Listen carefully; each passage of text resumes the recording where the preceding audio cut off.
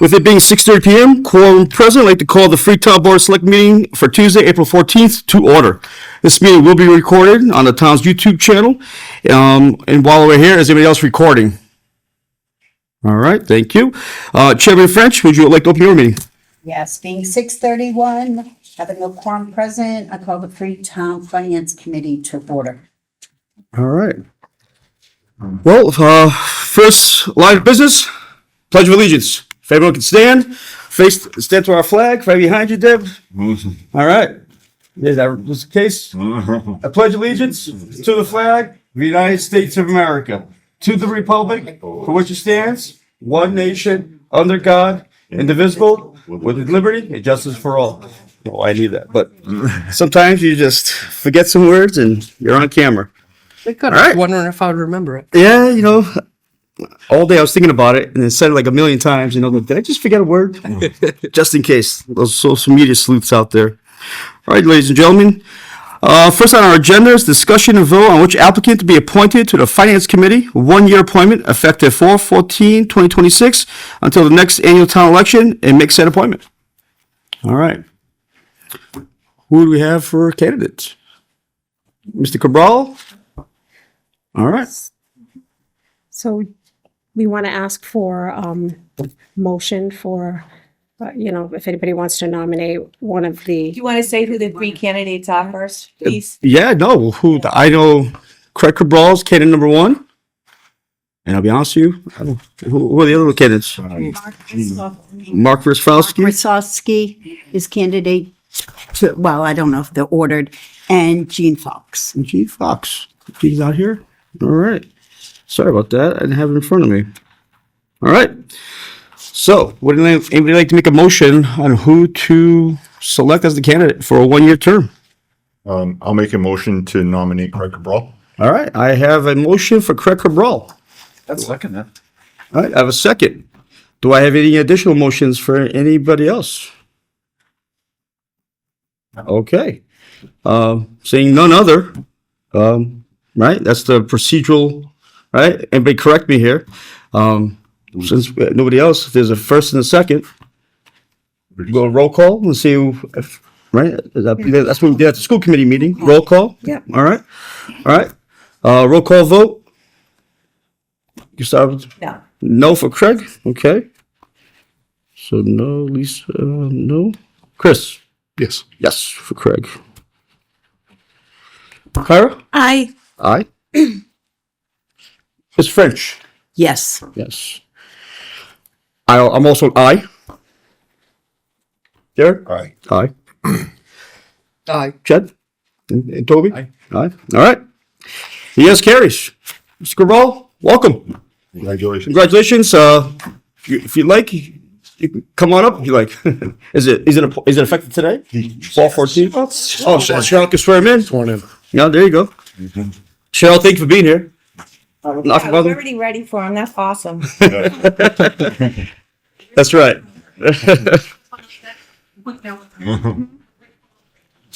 While he gets appointed, I do like to thank Mark and Jean for putting their name in the hat, and as well as Lisa, welcome to the party. Thank you. So, Toby. hey, Toby, that's right. Sorry about that, Toby. Jeez. We were just talking about skiing. I completely forgot about you.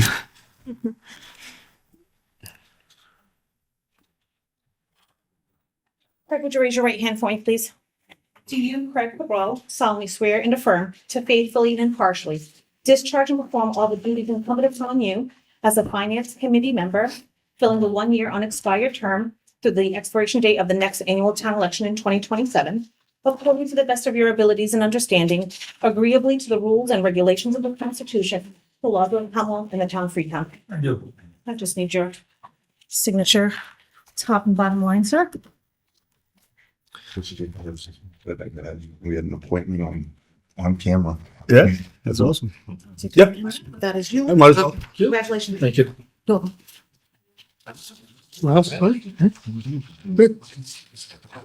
All right. You're supposed to sign it? Well, welcome.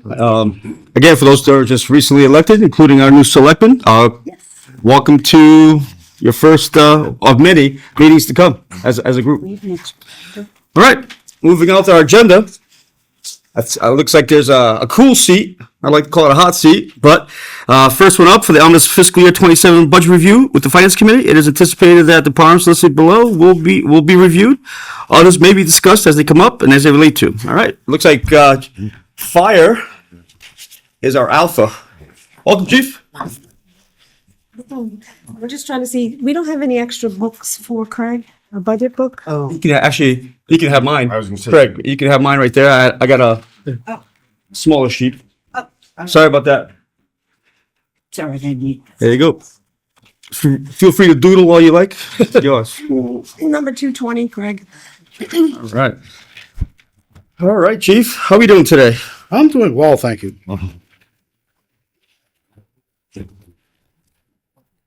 The Chief, is this your last hurrah with us? Keith informed me of that today, that this is the last time I would have to come sit in the hot seat with the bright lights. Why is he not beside you? Yeah, You know? he should be, yeah. Help me. You know, I mean, Pretty sure I can offer you a Yeah, extension for your participation. All right. All right. Sounds like looks like we're heading civil defense 291. No, oh, I'm just, that's good. All right.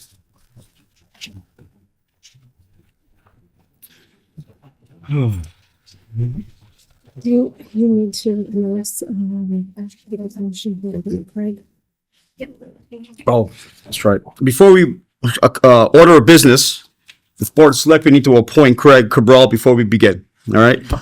Craig, it's gonna be, yeah, I guess it's gonna. Yeah, we also were the point authority. So I make the motion to appoint Craig Cabral to the Finance Committee for a 1-year term, beginning effective fall 2026 through the next town election. Motion made. second? All in favor? Aye. Aye. Just in case the internet sleuths look back. All right, Chief. I have one question before we're doing civil defense first. Yep. Is everybody's number 23,000 for that? Yes. Yes, it is. You want it lower? That's actually what we had discussed earlier. We Okay. made some adjustments to that, to try and have a round number there, but, Was that your original budget number? it was not, it's very close. I don't know. Hang on, Lisa. It's within $600, but, Yeah. that's, we're good with that. Okay.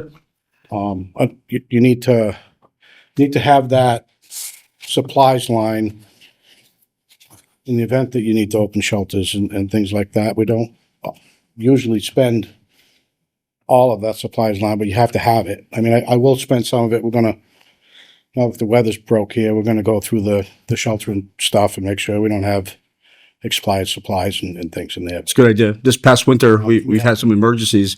Did you end up having, for the public, did you end up having to open it up for residents and everything else? We didn't get to that point, fortunately, but Good. All right. Anybody else have any questions regarding this one? This one's pretty straightforward. It's a reduction of last year by, what, 494? Or, so, all right. What's this? Requested salaries, wages, 7,000. All right. Yeah, pretty straightforward. 2% COLA increase. All right. All right, looks like 220 is our next one up. Fire. All right. Sick time buyback. Now, at any time, if I'm sure all of you have looked at this, if you have any questions, feel free to speak up and ask away. How do you want to do it? Just, Oh, if you have a question, go ahead, Lisa. Yeah, if you have a question. I do have a couple of questions. Chief, what was the original budget that you submitted?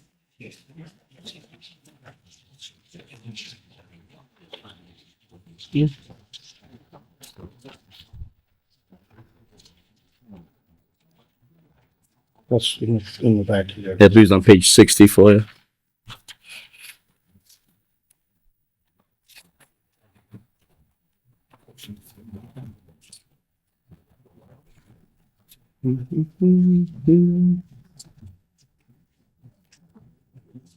It's here somewhere. I didn't want to be too loud. It was not,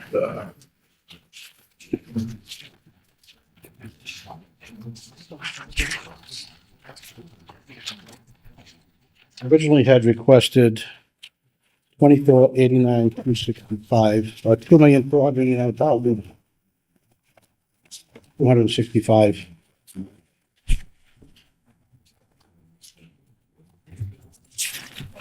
That was, I was including, an additional firefighter, full-time firefighter EMT position.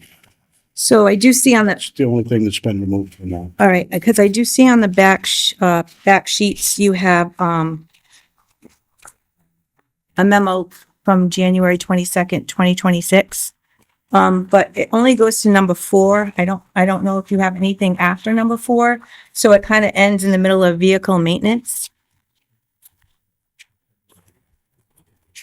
So if you could just, if you have the additional page and it has more, information on it, could you pass that along, please?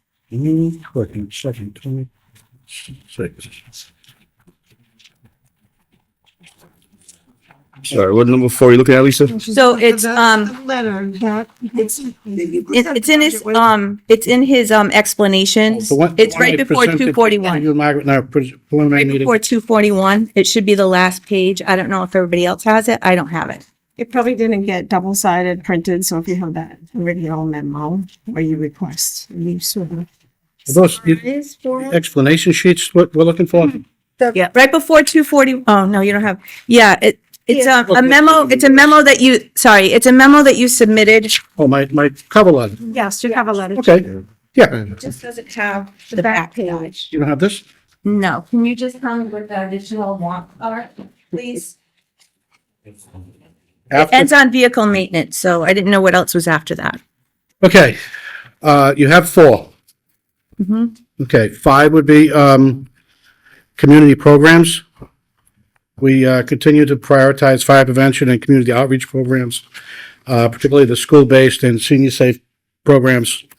And we've expanded, we're trying to expand these efforts into a community-based, EMS program to go into people's homes. This is a program that's in place in Marion. I have my EMS director and Board of Health working on this. We are currently, through the COA, we have a lockbox program that we're putting coded lock boxes on residents' houses that they're at risk for access issues. You know, they push the button or they dial 911, they can't get to the door. So these are things that are all, they've been supported very graciously through the Firefighters Association, their raffle money and things like that. In the past, we'd always got grant money. We lapsed a couple of years because of the MBTA bylaw, the housing bylaw. In compliance with that, we're hoping we're gonna get that back. So this was all part of, I mean, we're still gonna do all these things.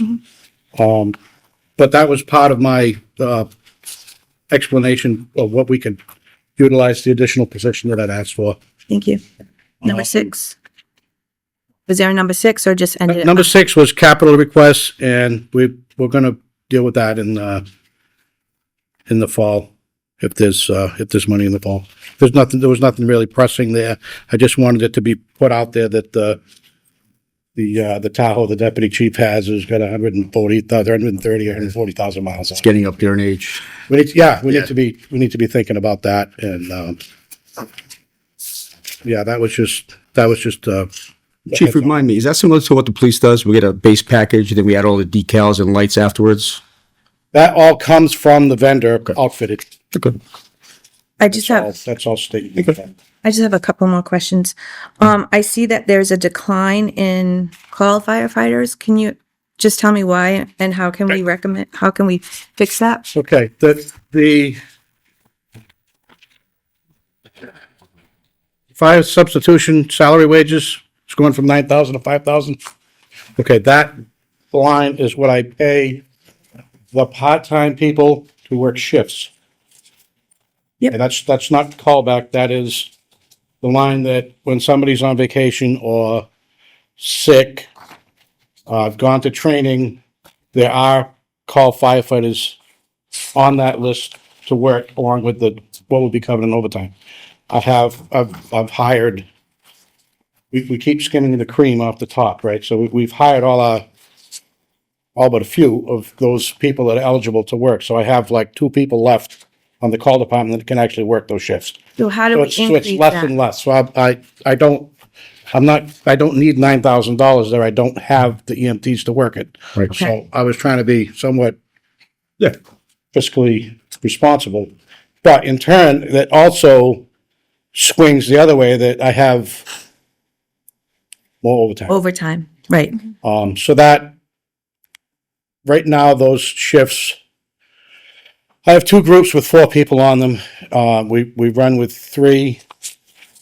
So we've saved, I'm gonna say, this fiscal year, there's probably been 900 hours of overtime that's gone uncovered by utilizing that. Okay. So that's pretty significant. Right. And can you just tell me why you need another firefighter? We have 2 ambulances. Over the trend over the last 2 to 3 years, besides being busier and increased call volume, is the simultaneous calls that happen. It happens all the time. I could tell you it's probably close to 300 times already it's happened this fiscal year that the second call comes in while the crew's working on the first one. So that gives us the ability to have staffing for both ambulances with 4 people per group. So when I first became chief, we discussed in this very meeting that I realized we couldn't absorb 6 new employees all at once. Right. And we're gonna kind of pick away at it, which is what we've done. This position that I requested initially was the last slot to complete that hiring process. So that would give me 4 people on each group. It would give us continue to give us options to help manage the overtime. But after our initial budget meetings, I understand sustainability and I understand that I've seen the best of times as far as finances go, right? And again, 41 years, I've seen the low times too. I can remember Right. back in the 90s, we all were arguing at town meeting over the same dollar. Okay, and we've had some really good years. I know it's going the other way. So that's why this is submitted without that person now. And again, I'm a team player, and if that's where we need to be, that's where we need to be. Right, like we discussed last year, when you first came on, chip away at it and eventually get Well, there. that's what we've been doing. Absolutely. Again, I'm right now. I just want to explain something, especially to FinCom. Yep.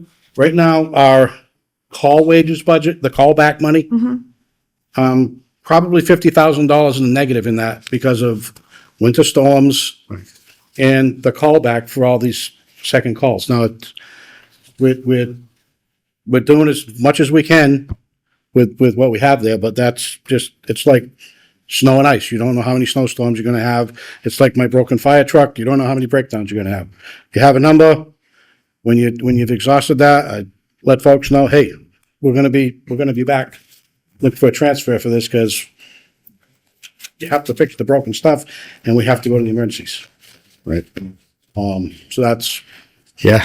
The broken fire truck, that was unexpected, but right. it was a high cost, but it had to get fixed. Personally, I feel like we should discuss this a little bit more. It seems like it's rather important. It's not like I haven't been here and seen things the same as you, right? But I don't have the revenue sheets, and I asked for that at the last meeting, so I don't know what the receipts are for the town. It's hard for me to balance a budget when I don't know what the revenues are. So I don't know. Can we afford it? Can't we afford it? I can't say yes or no. I don't have those numbers in front of me, and I'd like to see them, please. I do have them. I did not get a chance to get them emailed out today. Sorry. Chief, could I ask you on your overtime, and I know overtime is difficult to estimate, I understand the reality of it. But if you were to have this added position, do you know how much overtime could potentially be reduced by? I don't see that I can reduce this number, Carol, but I think Okay. I can keep it where it is. Gotcha. I think that helps us stabilize the growth, right? Because as our employees are putting more sick leave and, vacation time, et cetera, I can see us being able to keep that more in check. In the past, we've needed to transfer money from salaries to overtime I've done it the last 3 years. I have, the money's in the budget, we just have to move it in the lines. Sure. Keith and I ran the numbers the other day, and I will have to do that again probably, but I don't think the number that we're gonna have to move is gonna be quite as big. And again, the system it's working out, but when there's only 3 people there and that second call comes in. Debbie, when you're looking at sick leave buyback, sick time buyback, it's close to 55,000. That's not going to be, is there a sick leave buyback next year too for anybody? Is anybody retiring? That's one time for So Neil. that's a one-time thing. So this budget is really higher by 55, correct? Yes. Okay, so so next year you'll see a savings, not a savings, because we don't really ever save, right? Never It's not gonna savings. go down 55,000, Yeah. but you could start off with $55,000 less in this budget because it's just like that line item should just be a line item by itself. So then that way we know next year that's coming out, right? But that would offset whatever And there'll be, potentially new person in there. right, and there'll be many more increases next year. And also, you asked about the revenues. We have no excess levy at this point. In fact, we did not fund some things. One of the things that we need to fund, we're short funding it. I have to move money around. So if you're going to fund another firefighter, I have to take it out of some other budget. But see, those are the things that I don't have in front of me. So that's why I just asked a question, right? Like I want to know why it's important to the fire department. Oh, we know why it's important. Right, We're well, not sitting here, I'm new, we're not so- arguing about whether we need to. We understand that. Per our discussions over the years, we have a plan in place and we're executing that plan. They can't get everything all at once because we have to be responsible to not only the fire department, but also to the town. We want one, it's just time and place. That's all it is. And through the chair, if you could provide her those information once you have them. With my notes, but it's the right. Anybody else have any other questions for our chief? What you got, Chad? Chief, is there anything in the budget you're asking for? Any services going to be reduced if you don't get more? Like I said, no. Everything in there, Chad, everything that's an increase essentially is contractual, except for a few small things like, my equipment repairs, everything's technology now. Right. That's for the IT The stuff. cost of a sensor in your 4 gas meter is huge. $100. Yeah. And they expire, right? So all the technology, the air pack's got a computer built into it, and all this technology, it costs so much money to get it fixed when it breaks. Right, the same with the fire apparatus, you can't. Well, I'm sending as much as I can over to Andy now with the highway department, and we're gonna realize some savings from that. But again, the technology that's built into this apparatus, it has to go back to the dealer for a lot of the stuff. Oh, we have you. Any updates on the ambulance, on the new rig? The ambulance, should be built and in Plainville by Thanksgiving is what I was. This year? Yes. Wow. All right. You said September, right? But I'm supposed to have a VIN in May. Oh, so you got pushed back 6 months? And the the new fire engine is ordered. I have a place in line. That's 3 years away. I won't see that. Right. I'll swing by and check it out. Do the maiden ride for. That's ordered. We have a place in the production line for that. And we're still working out the final construction details of configuration, but that's all in the works too. Well, Chief, you're more than welcome to come back anytime. Oh, I'm not gonna be far away. Good. Phone call or two. All right. Margaret Thank you. to make copies of the revenue sheets. Okay. I just have one last question. On the last page of the budget, I think it's page 5, there's a $27,000 item towards the bottom. It might have been the account you were just talking about with technology, but I'm not sure. It's called the fire replacement equipment. So the primary use of that is we buy turnout gear with that, Kara. So the turnout gear has a 10-year shelf life. It's no longer compliant after 10 years. We're supposed to discard it. So we started a program 2 years ago. I got that earmark. We got the earmark from Senator Rogers. Yeah. Oh, the employees, the firefighters need 2 sets of turnout gear. Because you wear one, you have to launder it. Now they need something to wear while that's going through the laundry. Sure. Right? So if you have a fire and 15 people have contaminated gear, we have one washer and dryer, one washer and that's 4 turnout gear. So now we got an earmark 2 years ago, I think. We were able to buy all the career people a full set of turnout gear that's compliant. So now with that money, a set of turnout gear is like $5,000.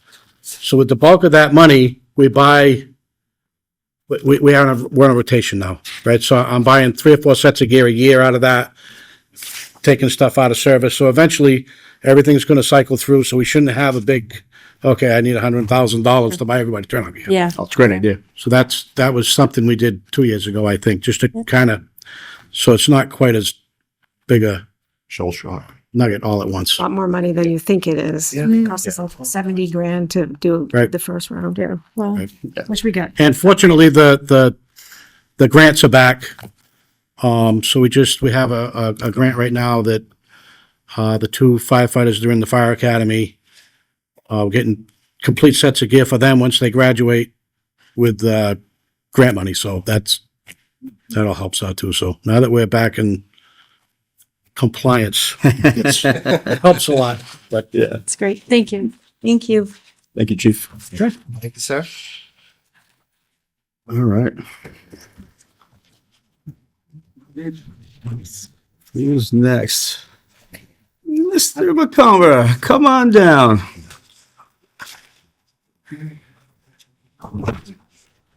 One. 420. 420. That's where we're going with. Take care, guys.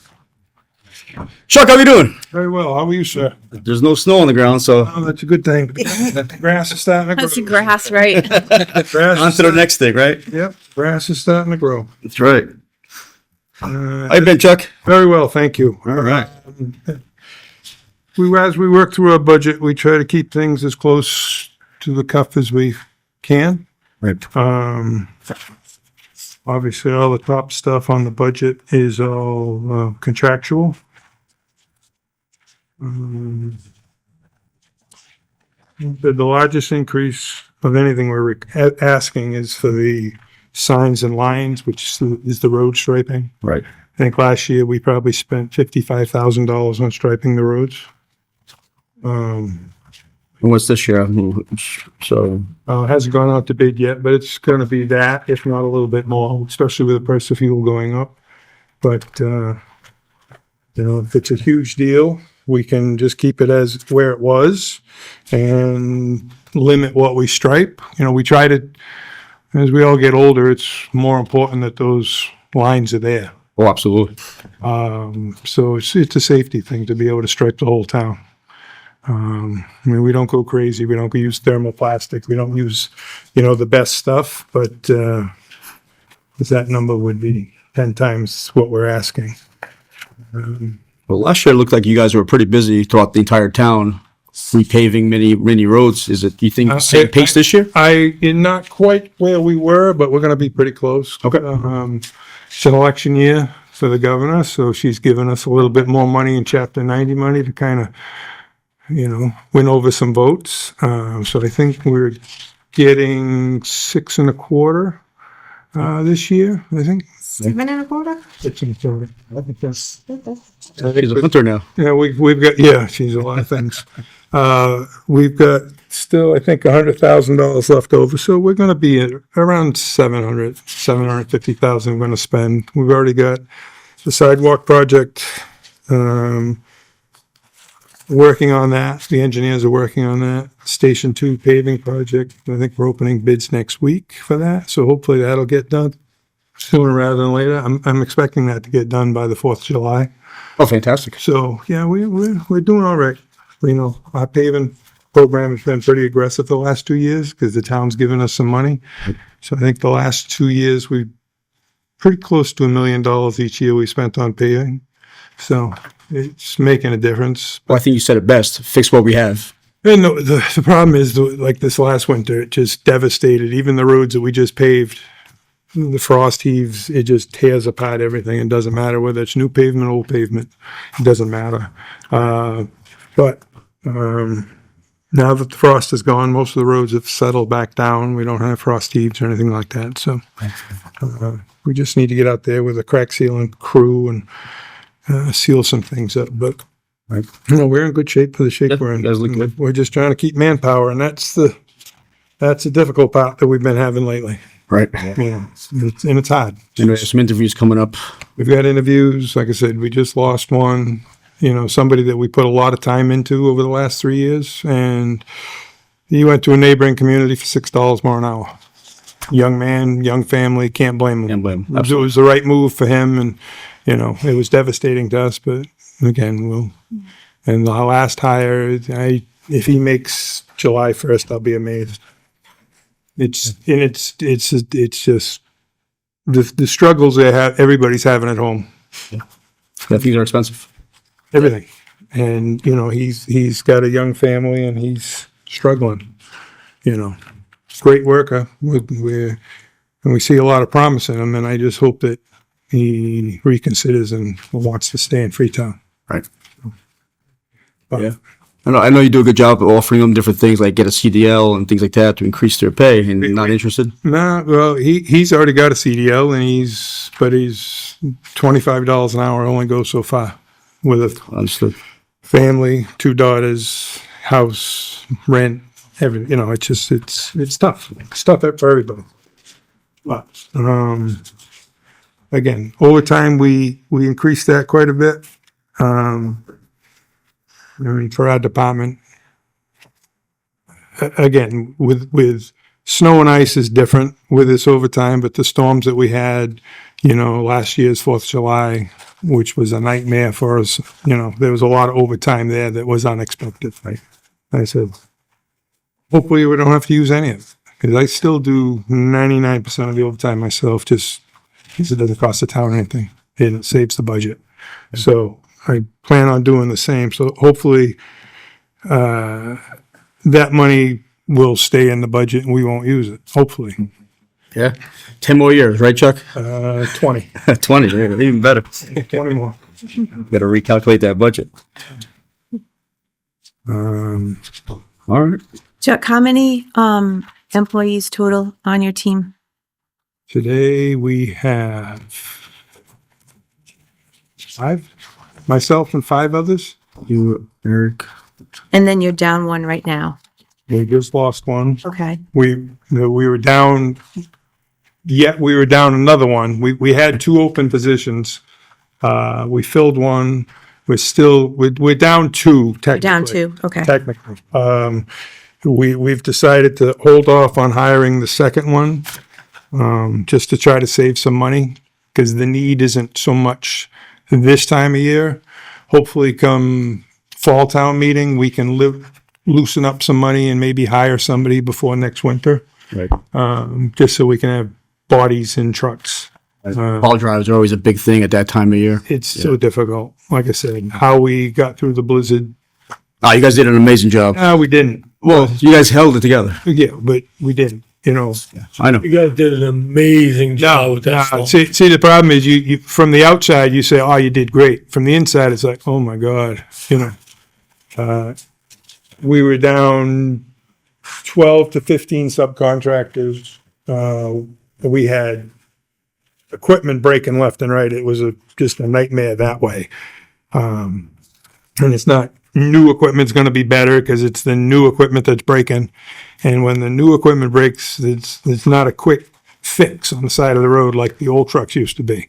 It's an absolute nightmare. I've got a truck that's been in Wareham since December 22nd. I mean, to laugh, but that's They a long bring it time. back. It goes. What happens? The new stuff. The check engine light will come on, and then it goes into limp mode. Right. That truck, every time it comes back, it goes into limp mode. It never plowed snow once this year. It never sanded a root. Is that one of our new trucks? It's a 2017 with 17,000 miles. It's an absolute nightmare. We're into it for 30 grand, and we haven't used the truck in 4 months, 5 months. Nothing the warranty can fix, or if it's probably out of warranty. Yeah, of course it is. And unfortunately, International, the company the truck had manufactured it, has pretty much washed their hands. It's the same engine as Harry has in the fire truck that's giving him fits. Got it. It's just, it's a lemon, and International has washed their hands of the problems. So that's still in Wareham being worked on. What are they saying? They give you some type of estimate of what the cost is going to be long term? It's just They're just throwing pots on it. at some point, They're getting bait might be the best way. They're getting International's tech team in working on it and overseeing it, but we're not making any progress. And the problem is, everybody that knows trucks knows what that truck is and what that truck has become. So it doesn't have a trade-in value. Oh, that's even worse. International has pretty much come out and told us to light it on fire. That's not what you want to hear. Right? No, You know, 17,000 miles on a vehicle you don't want to hear that. But for that same truck. Do you know what a cost would be for a new truck? 301,000. So Okay. if you're done with that, he does have 2 warrant articles that he presented to the selectmen, that you'll be seeing. One is for the salt shed. Right. One is for a new truck to replace this. Fortunately, we don't have any revenue left in the levy. We have $550,000 in cash, free cash. So Chuck said he needs a salt shed prior to the truck. So that is what we'll be looking to fund, hopefully at special town meeting. Kind of the problem we've had the last 2 years is our salt suppliers are falling short. We can't get salt. During the blizzard, we didn't have salt. We had some. We didn't have, I like to keep the salt shed full. So if we have every snow event, whatever we need to fill that shed back up is what I order. So if it's 200 ton, 300 ton, 100 ton, we try to keep that building full. For a month and a half this winter, we couldn't get any salt. You can't go to another vendor because they're locked into their, the ultimate goal for this salt shed would be to buy all the salt that we use, say 3,000 ton in August. Prices might be a little cheaper. Supply's definitely there. If I can buy a year's worth of salt and get it in the summertime or early fall, we're good to go. We priced out different types of salt sheds. The one that we've kind of talked about and kind of settled in on, it's what, 362,000, I think the quote I got from the supplier, the builder. That doesn't include the prep work or anything. So that's another 150,000 that we'll do in-house.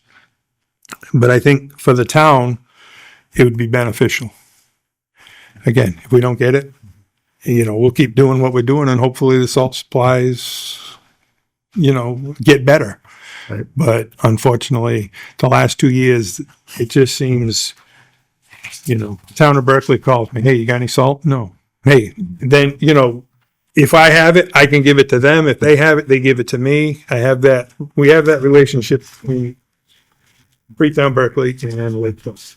So whatever they need, if I can get salt and they can't, I'll give it to them. When they get it, they bring it back to me. It makes sense. We're all the same roads. We're all connected. We try to help everybody out. Yeah, and it was also brought up about keeping the salt underneath that shed will help with contamination, right? It has to be in a building no matter what. Yeah.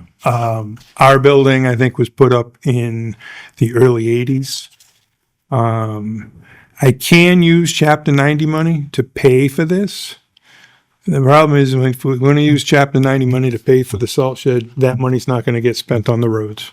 Right. So you got to try to have an equal balance one way or another. But like I said, if the town decides at town meeting, hey, we don't want to do this, it's up to the townspeople. Right. And I'm fine with that. And at that point, I can just say, well, you know what? The governor just gave us an extra $200,000 or whatever. Well, maybe I can just do a little paving this year and put the money towards the salt shed. We'll cross that bridge when we come to it. Yeah, bring it to the townspeople, let them decide, and we'll move forward the next day. Right. And the truck, like I said, our problem right now is I have more trucks than I have drivers, because our main focus should be getting people, bodies. We need bodies bad, Now, do you think maybe reach out to some of our own town employees? Maybe they want to get a CDL or anything, or no? I don't know that we have any town employees that want to take a pay cut It's true. to come work for the highway department. And it's not, like I said, with the blizzard, if it wasn't for the fire department and Chief Rose helping us, we wouldn't have the results that we had, in the fire department. The fire chief was in the loader the entire blizzard. His brother Paul, Captain Ashley, was in the backhoe the entire week. I didn't have the bodies to put in those respective pieces of equipment. So they were the heroes of the blizzard. If Chief Rose didn't run the skid steer, the police station wouldn't have got plowed. We don't have the people. We just don't have, the people to cover all the facilities. I think we got videos of Chief doing donuts in the parking lot. Oh, no, it's, again, be great if the salt shed goes through town meeting, we get it. Yeah. Hopefully we can have it up by early fall. That would be great. If it doesn't, it doesn't. It's, and we'll just do what we've always done for the last 100 years. We buy it as we need it, and hopefully we can get it. Right. And, What kind of structure is it? it's the latest and greatest that everybody is buying just because they're cheaper. It's basically a fabric tent. Almost looks like a Quonset hut. It's 72 feet wide, 120 feet long. It's that, I don't know what the fabric is. It's like a poly, whatever. It comes with a 25-year warranty. And God forbid if we have a tornado or a hurricane or whatever and a tree blows through it, it's about $35,000 to reskin it, to put a new piece of fabric on it. It's probably a quarter of the price of a wooden structure. Again, Believe it. as the town's grown, our salt shed was put in, I do believe, 1980, 1981, and it was something that the state offered. Every town has the exact same salt shed that we have. It holds approximately 600 ton, stuff to the rafters. That gets us through one good storm, two good storms, so you're always replenishing. Sure. And if we can get the material, the salt we deal with is great.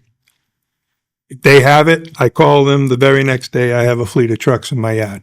That's great when it works. But when they don't have the salt, we're in trouble. That's when you start scratching your head. And you got to call the subcontractors in earlier that maybe you wouldn't, because you could probably burn it off with salt. So that, in a way, it costs more money. If I got to call the 20 subcontractors plus my guys, it's more money. It takes more time. And every year those prices go up as far as Every year 8, those 9, prices 10 go foot up. plows. And honestly, I don't know what we're going to do this year. I don't know how we're going to incentivize these people to sign up, because every year it's less and less people. Yeah. And this year, the plow guys did pretty well, money-wise. So I'm hoping that's going to incentivize the guys that have left. Maybe they'll want to come back. I don't know, you know. I think it's a combo of lack of snow over the years and maybe some insurance premiums going through the roof. Insurance is a big deal. That's the common, what I hear from them all the time. And I tell them is you have to do it. You're a business. You're doing business with a town. You need insurance. You're opening up the town to a ton of liability because you're working for me, working for the town. And if you crash into a car or somebody's house, which has happened, you need that insurance. You know, you need that. But maybe we have to pay more money. Maybe, I don't know. I don't know what the key is to bring people back. I think it's a generational thing too. Like people are getting older and listen, if I never saw another snowflake as long as I live, I'd be quite happy. Right. I can't do it anymore. Not like I used to, you know.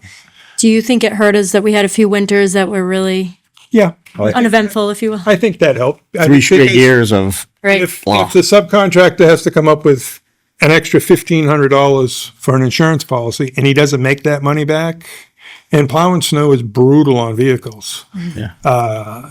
Just things rot out quicker, things get banged up, bent up, whatever, and it costs a lot of money. So it's not going to take too many years if somebody has to spend $2,000 every year and they're only making $1,000 every year before they realize this isn't working.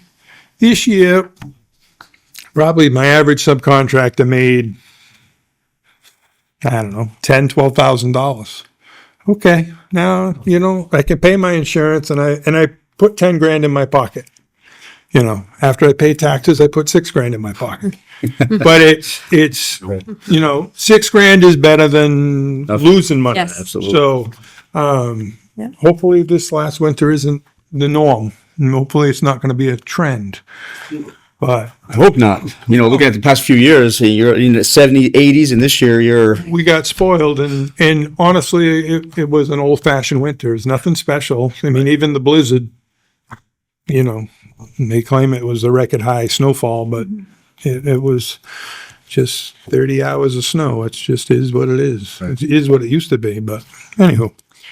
I just have one question. Yeah. Personnel wise, and you're saying it's hard because, you know, the rate is not as high. Do you know the going rate around like communities? For subcontractors? For No. For employees. Our workers? Yeah. I don't really think we're that far off, but we just lost a 3-year employee to the town of Dayton. He went from $26 an hour to $32 an hour. And that's for doing the same job, Chuck? Basically? Yeah, same job. And he's a good kid, but he doesn't have the skill set. He's now making more money than my foreman, who can do everything. Yeah. I drop dead today, it's not gonna miss a beat. Eric will be there running the show, and the 3-year employee is now making more money.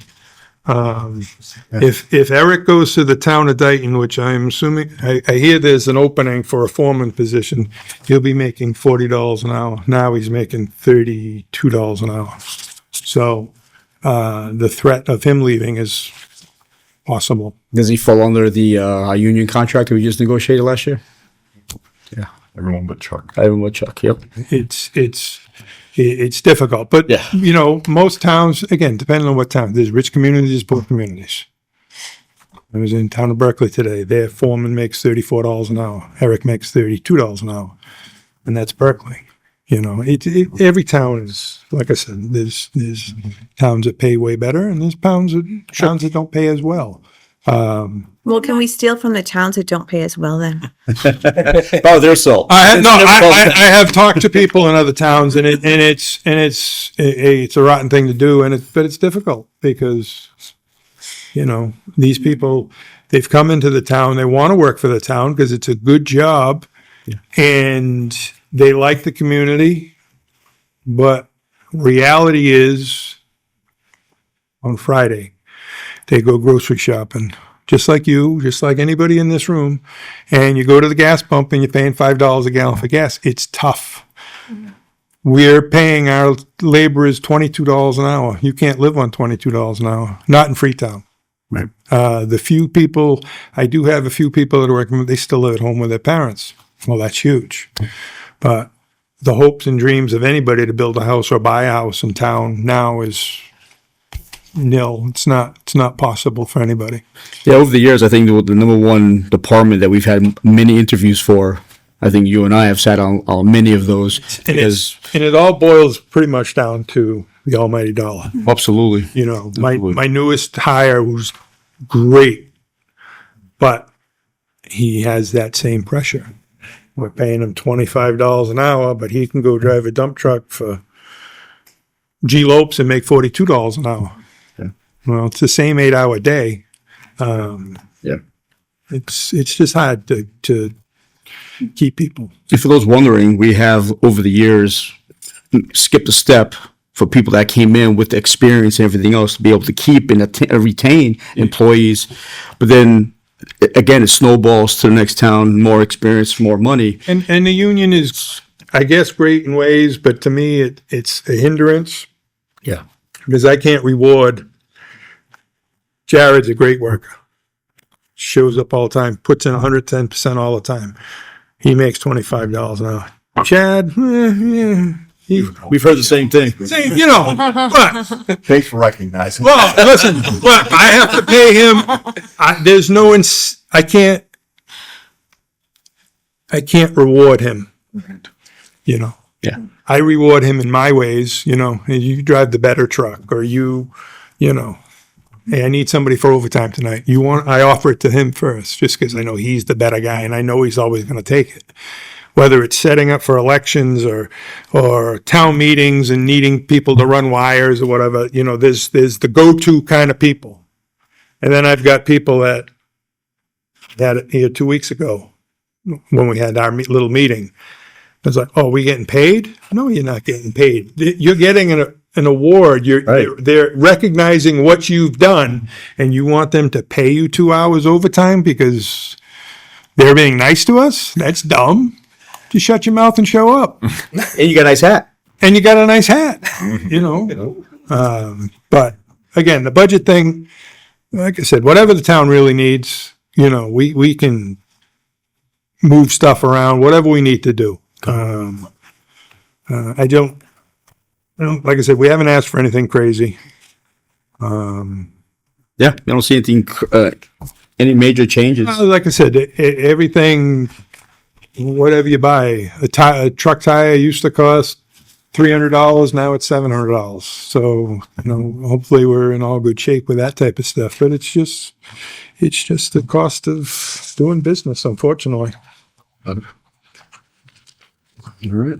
Anybody else have any questions for, I have one question. Just course you do. New guy. So has there ever been any conversation of reevaluating the salaries, comps to other towns? I mean, you talk about long-term and the culture and what I do. Money's the motivator. It's an incentive. Obviously, you have the culture, but the money isn't retaining people. Is that something to reconsider down the road? We Just for long-term? Because you talk about Eric retires or he leaves. Your next best guy's probably on the outs. Where does that put us? I mean, it puts us in a pretty precarious position. Sure. If I'll use Eric just because he's my number two, and if he leaves, we're in trouble. Real trouble. Real trouble. My next guy, John, excellent. Where I can't throw enough praise at this guy, but we're paying him $27 an hour. He could go into the real world and make a whole lot of money, but he's done that. He's had that lifestyle, and he wants to stay close to home, you know. But every one of my guys, including me, have a second job. You know, You have to just to kind of make ends meet. And I tell people I want to make ends meet. The guy's salary is set by the union and the town negotiating. So it's my biggest hiccup is I can't reward the good guys. You know, I can't have 3 foremen, you know, I don't want 3 foremen. I don't like titles because that just, I'm not going to do that because I'm a this or whatever. But it would be nice if I could reward good workers. Not saying I'm going to punish the bad workers. 'Cause I think, like I said, laborers, we start at $22 an hour. Then we can think about incentive-based rewards It's, for good performing employees. I don't know if that's something. We'll get into the weeds. You're dealing with that, you know, and it's difficult. Right, it is. I know, but. And I know during negotiations, for all negotiations last year, we looked at the comps from all neighboring towns similar to ours. And some areas went up, some areas stayed the same, but for the most part, everyone got an increase across the board. Unfortunately, you have to negotiate with the union, and there's pros and cons for everything. It's difficult because, you know, the workers' pay goes up 2%. The cost of living goes up 7%. Correct. Okay, you're fighting an uphill battle. And that's not just in the town of Freetown, that's everywhere. That's every industry, that's the truck driver, the guy that delivers the milk, whatever he may do. You know, everybody's struggling now, and you can't help that. But, I mean, I think the town gives these guys a pretty good working atmosphere. You know, we're not beating them with whips.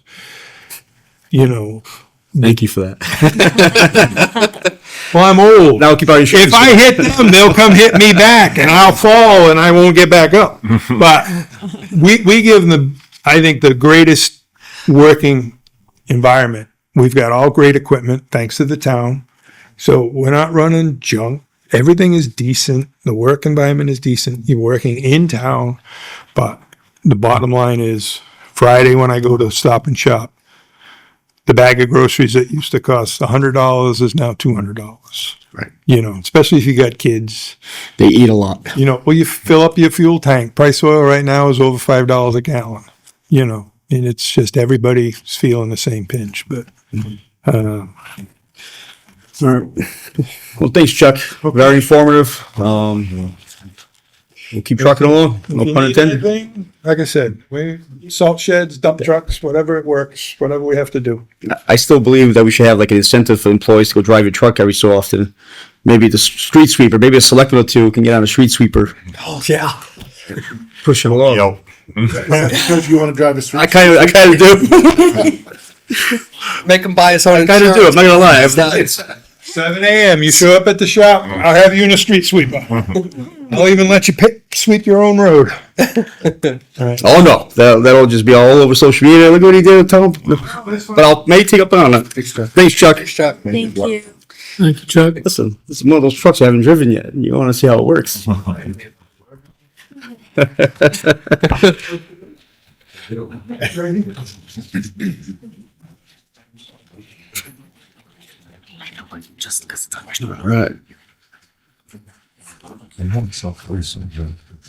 Welcome. Thank you. Come on down. Price is right. Good to be here. All right. Mind. Oh, no. Everybody equally? We get treated equally? Oh, sorry. We are looking Least cheap at in the hot 210. 210. Always in the hot seat. 210. Can we do 950 really fast? 950? Townwide fuel. Sure. 950. Yeah, so you put in for the same amount again next year? So obviously, when we first presented the fuel recommendation, it was before the Iranian conflict. So does that need to It's be definitely worth having a conversation about, but it's hard to predict what the fuel is going to be throughout this next fiscal budget, right? I'd love to see things go back to normal. I think the whole country and everybody would like to see that come back to normal. Right. When you buy fuel, is it bulk? Like what? Like when you re-up? Is it you get like a 10,000 gallons at a time? How do you folks? So we monitor it from the department. We have a software program that communicates with the fuel tank, and depending on the season of the year, we usually do bulk fill up. But if you can imagine, if we're getting towards hurricane season and the blizzards and stuff like that, we want to stay on top of it, like so we're not shortfall during the blizzard or whatnot. So it's a lot of supervision, you know, and it's knock on wood, it's been kept up. Yeah. Is that part of the accreditation process? Yeah, fortunately not. We're doing it for the town because it needs to get done. It's very important. Every department runs on fuel, right, in some form or fashion. So So who are we buying it from, Chief? Do you know? I believe it's Burke's fuel company. Yeah. It's very loyal. For the most part, it's worked out very well. I think It's usually pretty close, right? Pricing wise. yeah. It's not usually that far off. It's Yeah, we follow the trends that what we see online, and knock on wood for the town, we've actually budgeted over, and we've stayed within that. So I think we've been lucky that it's worked out the way it has. But to be true to the budget, we always have to follow it and make predictions when we can. Again, this is something to talk about. I'm not sure if there's any wiggle room there to maybe add a 10 to 20% increase. I'm not really sure. And I'm just throwing that number out there. I don't know what to expect for this next. So do you know what the comps are right now? I do not. All right, The comps. comparable prices. From what he did before, yeah, and then from Burke, right, from what he did back in, what is this, January, February, to what the price is now, right? It must have increased. So this budget, just so you know, was set, we spent $111,000 last year.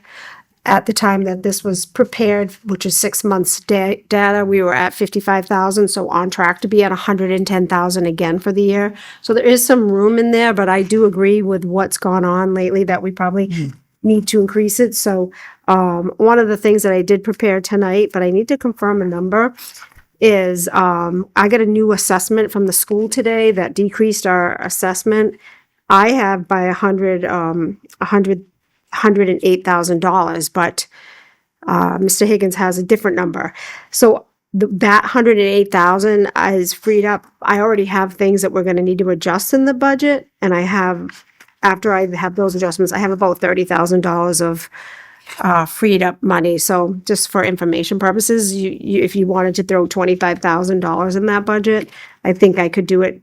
Again, I need to confirm with Mr. Higgins that my number was just different than his number, and I've got to figure out why.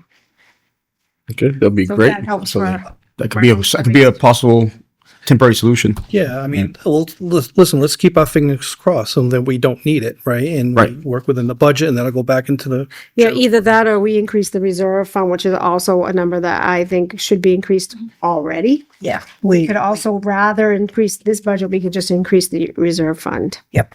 So keep that in mind, and you guys can let me know we always do. the way you want me to move forward. Right, so Right. Like so Selectman Zager said, we can also do a transfer as well if it comes down to it. yeah, just put it in the reserve fund if we need to Scott, transfer. We do the Is there a transfer. contract you're locked into with Burke? I mean, are you able to shop it like JP Noonan or somebody like that, or with their at a going rate at the time, or are we locked into a contract with one particular vendor? I'm not sure. I think we've been pretty consistent with Burke. So it's a state bid list, right? Because of procurement reasons, so we have to go to the state bid list, which is Burke. Okay, so you got okay. And I can look at that again, but that's particularly what we've done. And usually the only thing you're bidding on with them is the transportation, right? They're being paid for transportation. The fuel rate is the fuel rate. That's something separate. So Park is probably making cents per gallon, right? But they just bill us. They're billing, yeah. So because depending on where they're buying it from. I can look into it and get back to the committees. This is probably one like just like Chuck's. It's probably gonna be a fluid situation over the next few months, depending on what happens overseas. Right, keep an eye on it, and then it sounds like we have some options to move it to left or right, depending what happens. So that's good news for us. Okay. Margaret, you all set with the fuel question? Yeah. All right. I just wanted to get that out there. Okay, no, absolutely. If we go back to 210, and we'll start from the beginning. All right, Chief, what's new on this? So let's take a quick look. Well, just to give I think you have all the sheets there. A majority of this is contractual. And being met with the contractual. It's just not the raises that are negotiated with the town. There's a number of officers that got college degrees. If they get an associate's degree, it's an extra 10%. If they get their bachelor's degree, it's 20%. And there are some that get their master's, and it's an additional 5%. So, as some of you may know, that there's a vacancy of a sergeant's position that's open, and guys are trying to get their degrees to put themselves in a better light and location to get promoted here into the future. So I think that's the trend that you're seeing is, look, if anybody wants any advancement within the department, they're going to need college education to support that. So, and that's why I'm here today. Just going down, so outside the contractual, we asked for an additional increase in repairs and maintenance of vehicles. It's just like what Chuck said, we're seeing costs increase with vehicle parts and maintenance. And we have to, change with the tides. And the only other additional change is the food supply. We asked for an additional $400, and the reason for that is that in the past, when we deal with the parade and fireworks event, it's an all hands on deck here at the police department.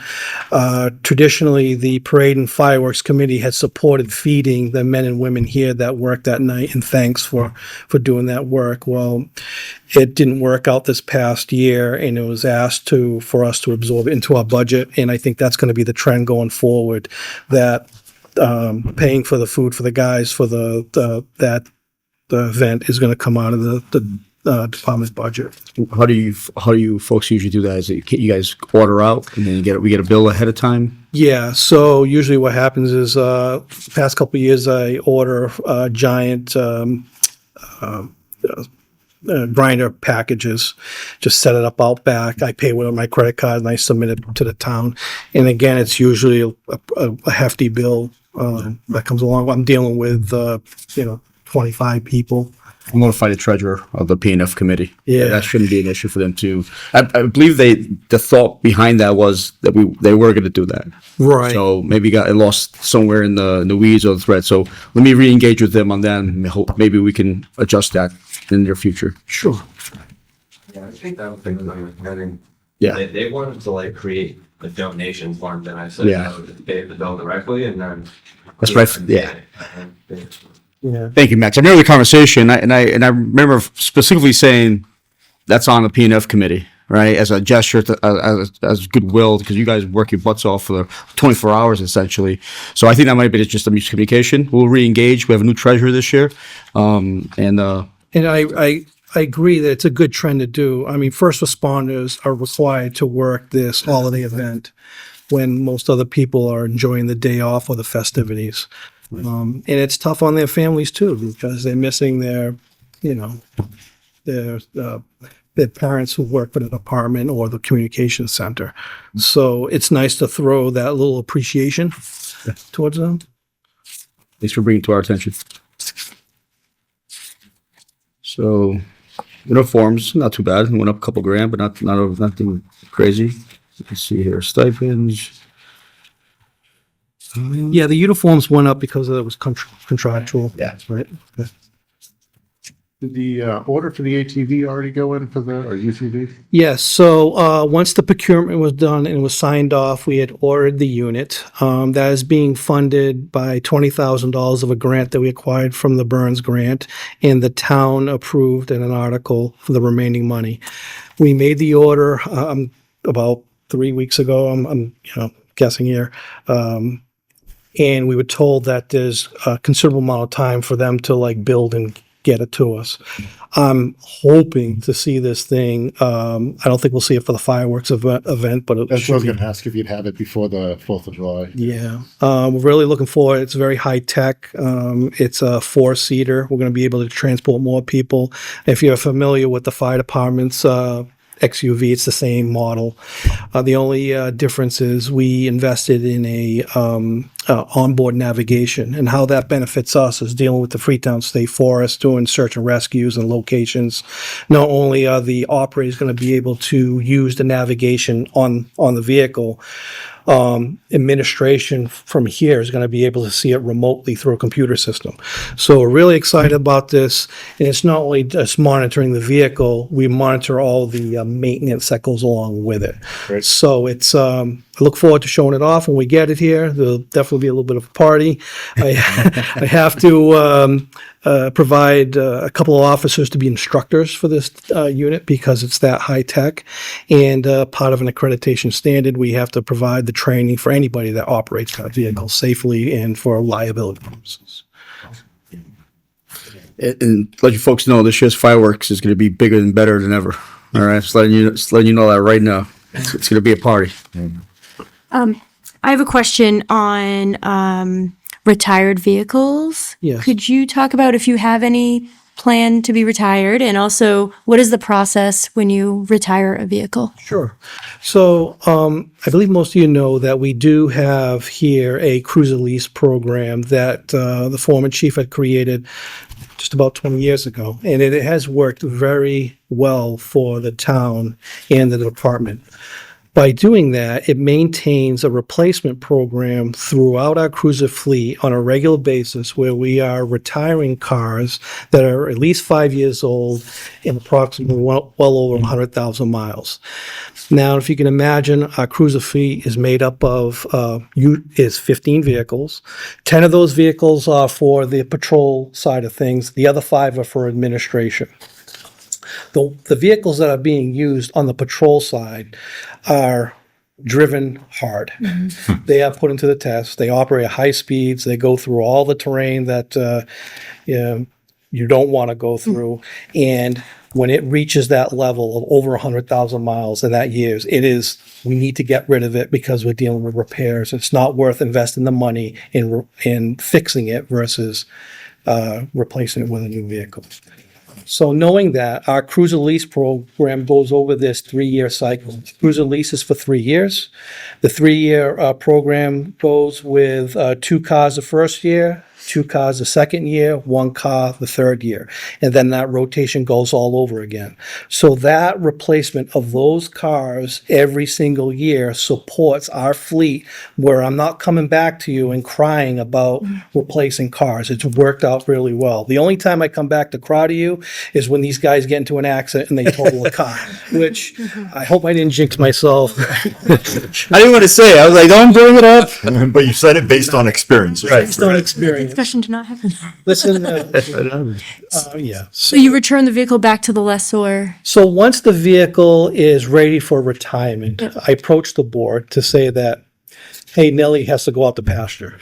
Right, so I give the specs, I give the condition of the vehicle, and it's reviewed and it's voted on.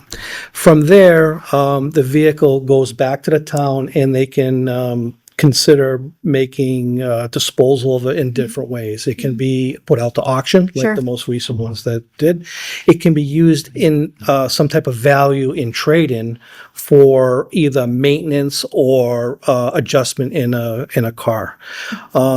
We have done that in the past as well, but it's what is the best value? What is the best bang for your buck? Sure. It's hard for me to really depict on that. I'd like to think maybe with the auction, maybe you can get more physical money because that money goes back to the town and into the general fund, right? And then the town can decide what they want to do with that money. You send a lot of stuff to it. It's called municipal, and Yeah. it can be voted on, right? So Yeah. that's where most of this stuff has seemed to have gone, right? There's Yeah. very few that have been traded back in. It's pretty much all we declare that, send them to the municipal.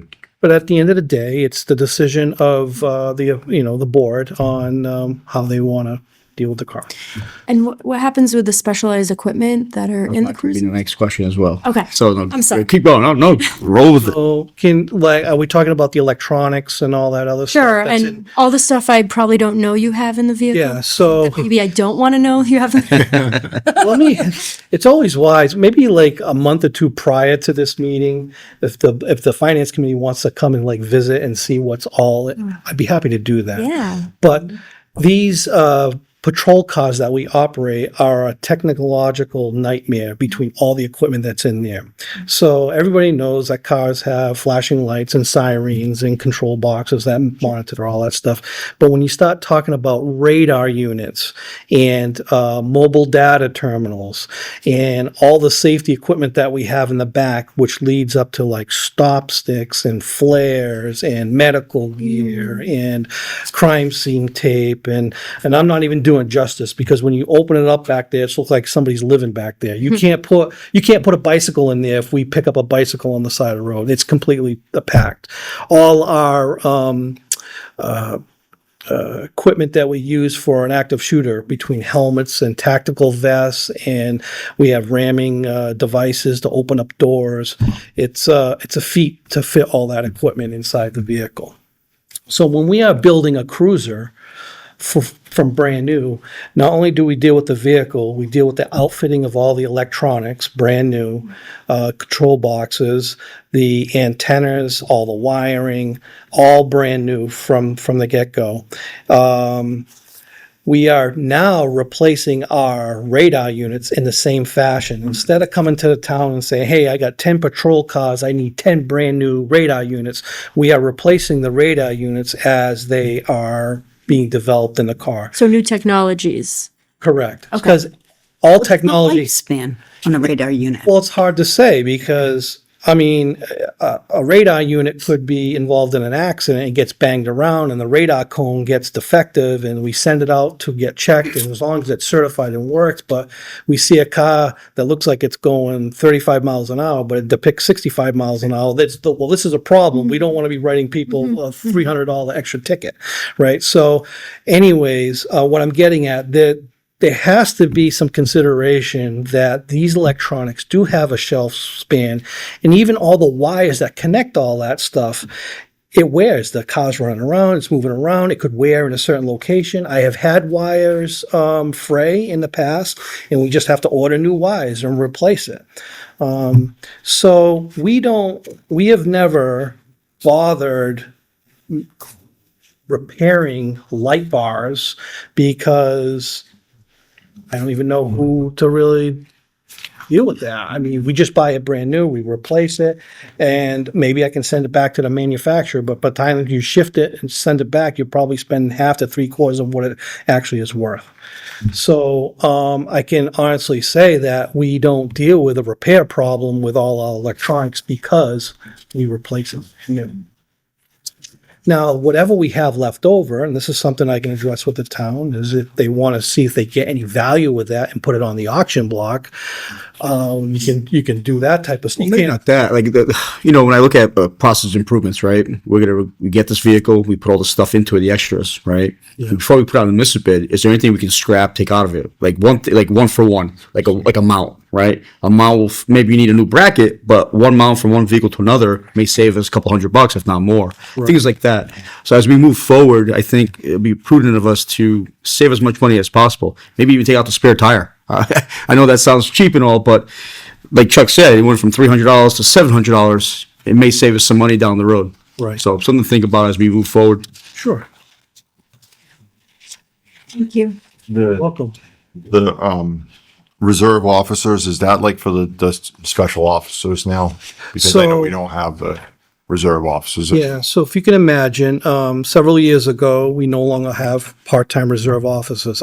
Fortunately for us, we had a retiree that loves still working here, and he opted to be retired but still work for us on a part-time basis. I figured that's where you were going to go with it, but I was just curious. Yeah, and his specialty for this department is not only just a part-time officer that can work out in the field, but he's our IT specialist for our computer networks system, as well as a firearms instructor.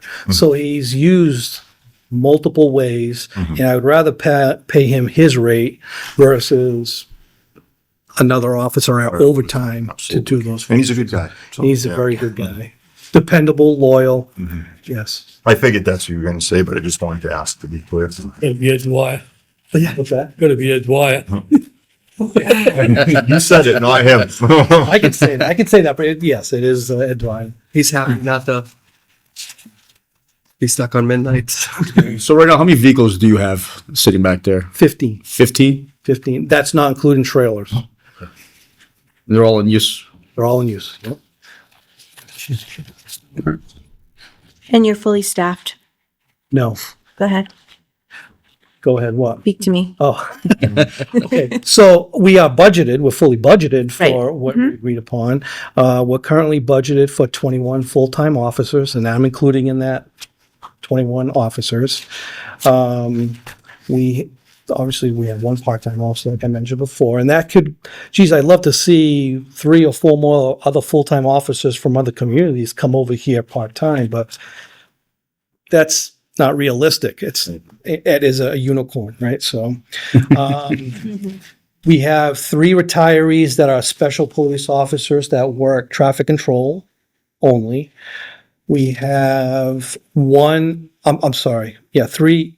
three specials that work, they're retirees that work details. We have 1 civilian traffic controller who aged out as a police officer and is now a civilian traffic controller. He works details. And we have 2 civilian lockup attendants who are basically the function of watching a female prisoner when we have those moments. And then 1 administrative assistant on the police side. Yep. So what does your reasonable staff look like? So 2 years ago, I worked with the town administrator and I provided her with a staffing analysis for the town. And in that analysis, and what I've learned about dealing with analysis, different types of formulas and functions to be able to predict what the amount of law enforcement personnel should be for the department. Some people use the ratio of population size. But the true measure and what the former chief had left me is a call volume and activity analysis. So what I did in that analysis was break down all the activities, reasonable activity that's required in the formula. Not all log entries are considered into that. For example, administrative functions are really not a call for. We're talking about an active response. Someone needs a call for service. That broke down to where the town could support us with an additional, an officer, which they did. With that, it also supported a part-time SRO program and a part-time enforcement with the town boat ramp. And the idea as well that it would hope that that additional full-timer would reduce overtime when those opportunities arose. Which it did. A true measurement, I can't give you a true amount of money, but I have seen it when we have 4 officers scheduled during the day, one of them is on leave, we don't backfill that officer. We make sure we have 3 officers normally on a patrol shift throughout the shift. The days of having 2 officers working on a shift is not safe, it's not practical, and the amount of volume that we're having, we need to do better and make sure that we have 3 officers on the day shift. So where I'm going with this is that the staffing analysis that I provided to the town has been worked out well.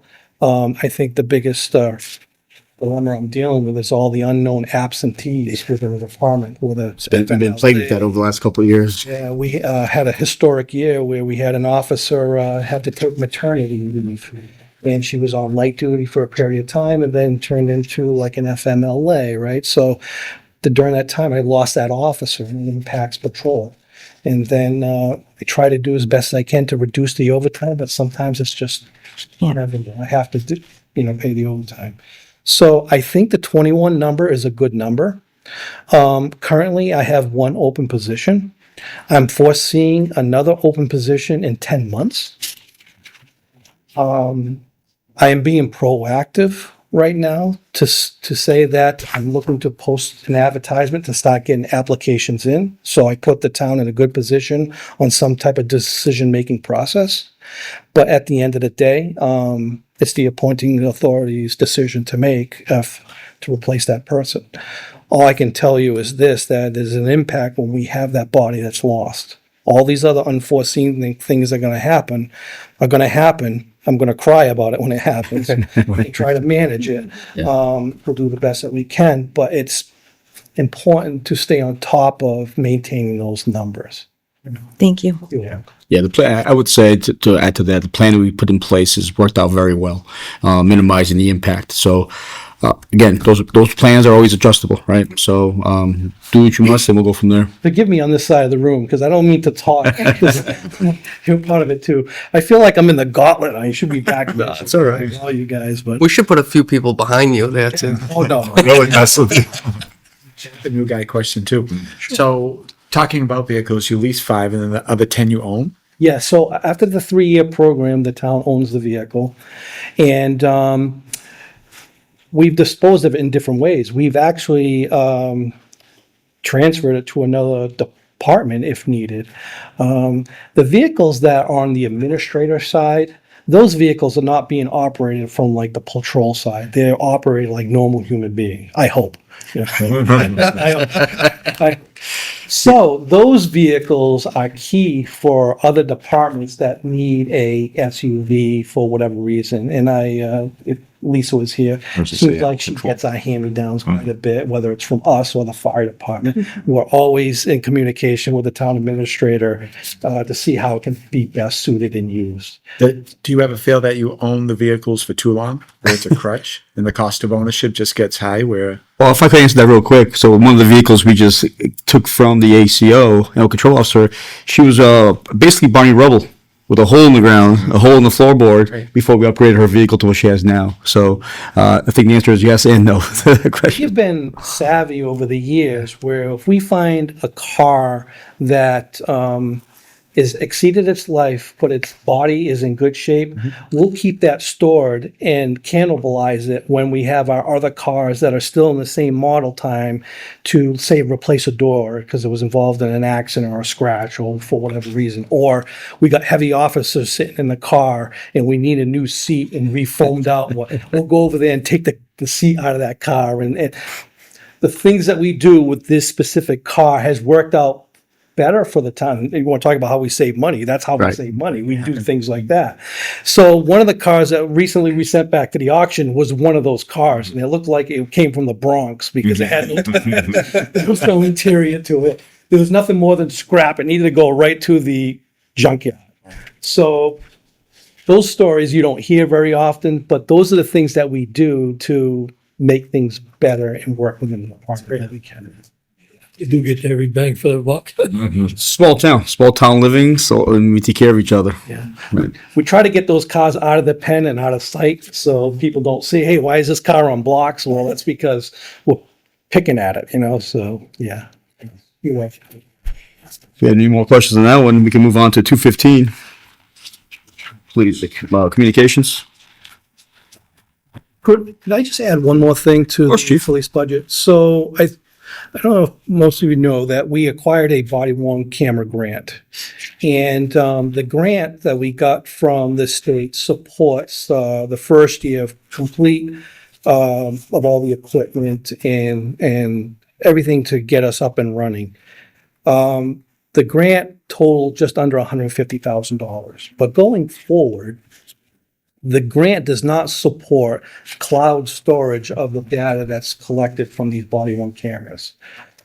Knowing this, there's an additional, on year 2 through year 5, there's an additional $10,500 that I'm going to have to come up for an expense. I did not add that into my budget. After talking to the town administrator, it would be best, and again, to be a good supporter of the town, I'm looking to absorb that money with this budget. If things get rough, at the end of the year, then I'll go cry on the town administrator's shoulder and say, hey, I need to make future adjustments for whatever reason. But what I want to put forward is with this body worn camera grant, there is a future expense leading into this next fiscal budget of another 10.5, but I'm going to try to work it in with the budget that I have here presented to you today. So I'm trying to do better and make things work more financially sound for the department and the town when I can. If I'm a success, I'm a hero. If I'm not, then you can take me out to You have to pasture with the pasture, vehicles. right? So it's not it's cloud-based, it's not on the server here? correct. After talking to a lot of chiefs, they had advised me, do not get physical servers within your department. You're going to exceed it right away, and you're going to be looking to upgrade it, and there's going to be a cost with that. And additionally, you are responsible from everything in that server, and now you're pushing the responsibility to the cloud-based system. So there's a lot of advantages of going that way, and that when I built this grant, I knew that going into this, but we're going to be set for a 5-year program with this body-worn camera grant. So that's something that I can pat myself on the back. Congratulations. I'm not coming for the town for that money. And in 5 years, then you can curse me later because we'll be looking for the money for a replacement. Or maybe there's another grant. Who knows? And I've become very familiar with grants. I like to, if I can bring the money in, I'll bring the money in. So the alternative from the cloud base is the old system back to the unit, come back to the station, plug it in, and it downloads off of it. Is that what they were planning Yeah, on doing? so there'll be docking stations throughout the department, and it'll upload through the network system out to, in that format. Okay. But yeah, that's, I'm not an IT guy, so don't hold me to If I that. have an IT question, I'll go call Ashley. TJ. Yeah, he's definitely an asset. Just clarify, Chief, you said the first year everything was covered. Yes. Does that include the cloud storage? Yes, so I won't, That shouldn't hit this budget, it should hit next budget, correct? I think what you're gonna see is the payment is when we sign this contract. So we just signed the contract yesterday. So a year from today, there'll be another $10,500 bill. We don't even have we don't have the equipment though. We don't have anything yet, right? I know it's gonna be delivered here anytime, and they're gonna get, I don't know, It's gonna be tight. We'll see. I Yeah. mean, I'm certainly aware of it. We've had this conversation. yeah. See how it goes. Is it a prepay for the year? Or is it a monthly charge? I believe once we get the equipment and the training and everything installed, they'll be looking for the grant, that full grant of 148,000 and change.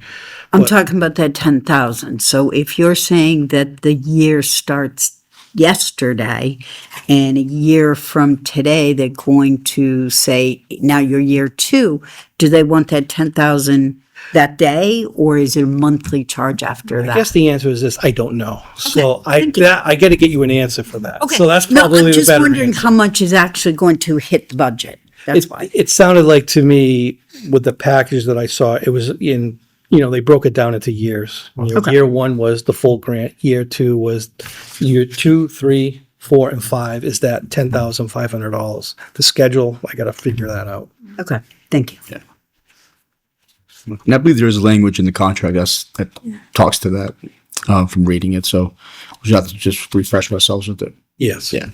Will do. All right. If no more questions, we'll move on to 215. All right.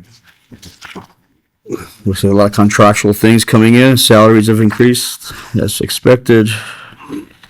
And there's one new dispatcher Yes. coming on? I was gonna say. So, yeah, so obviously there are contractual issues with the communication department. You're not going to find any expenses increases. Matter of fact, most of them are down. There's one that's up $1,300 or $1,400 that is there. But what we in collaborating with Margaret and the town administrator, one of my challenges in dealing with the communications department is having, say, reliable part-time dispatchers to come in those open vacancies. And what I found is that it's tough to find those people because they have full-time jobs in other formats. And when those shifts that are needed for them to fill in, they can't because they're at their other full-time jobs. There's some people that only can work weekends. And when there's open vacancies during the week, I'm at a loss. So it usually goes out to overtime. Discussion with the town administrator and the FICOM chair, we thought maybe we'd try an additional full-time dispatcher to support two dispatchers on the 4 o'clock shift, so that because of the amount of calls that have been increasing, but also helps out when those vacancies do happen, we can resort back to one dispatcher and not worried about, filling the open vacancy.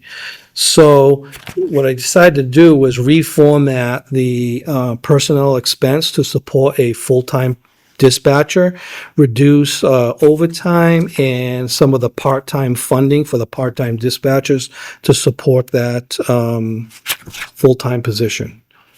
Thanks for explaining that. So my question was to you was your overtime, gross overtime went down from 27 to what it is now. Well, sorry, 23 to what it is now. So what we're predicting is that this will definitely reduce overtime, plus maintain the extra staffing levels when we do have two dispatchers on the 4 o'clock shift to support those extra calls. But again, like I said, we have an open vacancy. We're not so critical in pushing out overtime to replace it because we have one person that's there. Yeah, I remember the net difference in cost was only about 3,000, Yeah. 3,500 to have an additional full-time employee versus the part-time and the overtime expense. So we thought it was better to have that stability with the department for the $3,000 additional cost. Now, I hope that comes true through the end of the year. We'll watch, right? And what that budget also supports is we have 3 officers within the department and 1 full-time firefighter that maintains their certification levels to work as a dispatcher. They started off there, they kept up with their certifications, and when all else fails, we need an extra person in there. We go to those officers and the firefighter to fill in those spots. Their overtime rate turns into a blended rate. So I can't even tell you, they don't get the true overtime rate that an officer would get, because that would cause a mutiny in there with the with the dispatchers, right? So they get a blended rate. It's a lower rate, and it's a nice safety net for the department as a whole, because you never know with this blizzard. We actually had a third working station in there, and it worked seamlessly to have that extra makeshift station that we put in there. And we had one of those officers working in that position. So I can say that was definitely a good decision. It's a success. And I think you're going to see that in the future with higher critical incidences where we put in like a temporary third station. I haven't worked out the details with the fire chief, but I foresee the command post to deal with the 4th of July event at the communication center. We have more technology to deal with any type of issues. We can see the calls coming in. Plus, we're able to maintain weather alerts and all that other stuff and make better predictions and work from there versus working at the fire station that turned into a disaster zone from everybody leaving the festivities at last 4th of July. So we're pivoting, and I'll probably make that recommendation to make the command post here at the department, but that's soon to be determined. So. Have the fiber optic guys popped in yet? I dealt with them today. Okay. Brought them in. Tomorrow they're actually dragging the line through the station tomorrow. Okay. Either myself or one of the officers will be with them throughout the process because of sensitivity in the room. Just can't leave them unattended. Yeah, I agree. And for those wondering what I'm talking about, we received the grant, federal grant through Opera, right? Opera or Bristol County Opera. It was one of those. Yeah, state grant, municipal fiber grant. And we got fiber grants to the town, right? Going connect to all town buildings. So I believe you're the first or the second. Yeah. So between you and fire, town hall, things like that. So down the road, what that means for the town to be determined, but we'll have 100 strands of fiber optics around town, Yeah. which is great. I don't know if you have questions, because I just want to go over one other thing. So the only other thing that I wanted to mention is that the chief has a warrant article that's gonna come, I believe with the salt shed, $550,000 of free cash we have, will fund the salt shed, and we will be able to fund the article. So I don't know if you want to just quickly explain that article and what it's for. Sure. So we are in our 6th year here at the department. We are currently experiencing serious video surveillance failures where we have to reboot the system on a weekly basis. Part of that reason is we didn't really have a contractual plan with the video surveillance system to keep up the maintenance with it. So what we found is as computers, and again, I'm not an IT person, but as computers get upgraded with their software, Windows software system, the video surveillance system was not getting its updates. And what we found was there was constant conflicts with the video surveillance system and our Microsoft operating system, and that's why we're experiencing all these failures. So in order to fix this problem, we have to acquire all brand new licenses for the video surveillance system, which was about a $30,000 expense. Along with, we're coming to the life term of the server specifically for the video surveillance system, and to replace that, it was wise just to replace it altogether because we're at the shelf life, and that's an additional $15,000. On top of that, of our computer network system here at the department is at that age again. The last time we were close to like maxing out our video surveillance, and we found out that we were storing way too much video on our server, so we had to cut it back. So anyways, our network service system was close to 70 to 80% full. So now we have to replace or upgrade the network server to our department. It was wise to combine everything together because it goes along with all the IT.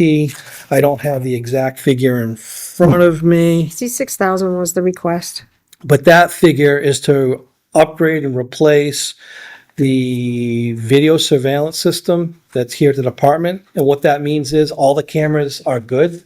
It's just replacing the software, upgrading a brand new service system, and the licensing. On the police network, it's a brand new network server for the department. Do you know what vendor you're using for the surveillance, the back end? The video surveillance is BBS Boston. I don't know the acronym, but it's a Boston-based company that was a part of building it into the station when we first had it built. Okay. That makes sense. So I might be able to find it, but other than that, that was the only thing. I just wanted you all, because the warrant articles will be coming. I just think it's something that we have to deal with. We've been kicking this can down the road for over a year. And there's nothing worse if we're in a critical interview or something that needs to get recorded for whatever reason, and the thing is locked up and in a failure, then we have to explain why, right? And, if it goes to court, we're going to be in a pickle. Sure. So, and we rely on video surveillance system constantly. We constantly have a live feed. It's pumped through the whole station. Dispatch watches it on a regular basis. And on top of that, when issues happen in the department, I need to go back to the playback system to figure out what's going on. Well, long-term, thinking about surveillance, you don't capture any of the town hall or transfer station surveillance at this moment, correct? Or the one at the beach, at the boat ramp? No, we do not. But I recently had asked to potentially get a live feed here at the department. I think it would be beneficial. That's where I'm going with it. Yeah. Areas that are dark, the beach, once lights go up, right, there's talks of doing that, right? We've got a grant for that, add some power down there, as well as the boat ramp. We'll help alleviate some of the pressures of continuously going down there, right? Versus just being able to see it, and then when you do see something, you can react much faster than wait for that phone call to come in. Right. So as you build that up, if you could, just take a look if that new system, if approved by the town residents, can accommodate that, right? Because that would be beneficial long term. It gives us long term thinking. Sure. Will do. Now, is that mandated by, sorry, we talked about the fuel, that the vendor that you use for surveillance, is that mandated by the state or any sort of, or are you able to put that out to bid if you want to look at a different product? So BBS, I haven't checked, but being part of the group that actually installed it in this building, I'm assuming they're a part of some type of contractual group to get it in here. Yeah. But going forward, it just made sense that they owned the system to continue with. They know the product. And I was just thinking about the challenge you're talking about with reliability. There are fully based cloud providers that do that sort of stuff too. I didn't know if that's something we could look at. I didn't know how it worked in a police station, what requirements there were.